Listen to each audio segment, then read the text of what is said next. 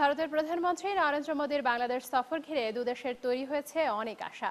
ভারতীয় গণমাধ্যমে এ সফরকে দেখা হচ্ছে ঐতিহাসিক হিসেবে। দুদেশের সম্পর্ক আরও সুদৃঢ় ও এগিয়ে যাওয়ার মাধ্যম হিসেবে দেখা হচ্ছে সফরটিকে। ভারতের গণমাধ্যমে নরেন্দ্র মোদী বাংলাদেশ সফরকে দেয়া হচ্ছে বিশেষ গুরুত্ব। ঢাকা সফরের প্রতি মুহূর্তের খবর প্রকাশের পাশাপাশি ভারতীয় গণমাধ্যমে তুলে ধরা হয়েছে নানা বিশ্লেষণ ও মতামতধর্মী লেখাও। ভারতের প্রধানমন্ত্রী নরেন্দ্র মোদীর বাংলাদেশ সফর ঘিরে সীমান্তের দুই পাড়ি বিপুল প্রত্যাশার পাশাপাশি ঢাকায় নরেন্দ্র মোদীকে দেয়া উষ্ণ সংবর্ধনার কথা তুলে ধরেছে সর্বভারতীয় গণমাধ্যম।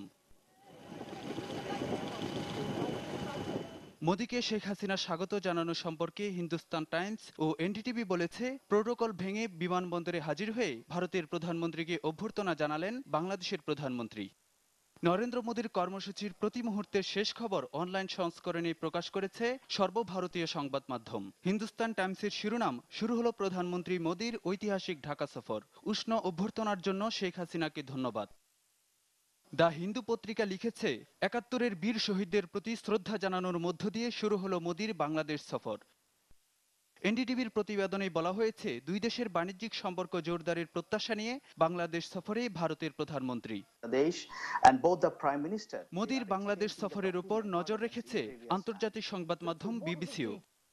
দুই দেশের প্রধানমন্ত্রীর উপস্থিতিতে বাংলাদেশ ও ভারতের মধ্যে স্থল সীমান্ত চুক্তি অনুসমর্থনের দলিল বিনিময়ের খবর গুরুত্ব দিয়ে প্রকাশ করেছে ভারতীয় গণমাধ্যম।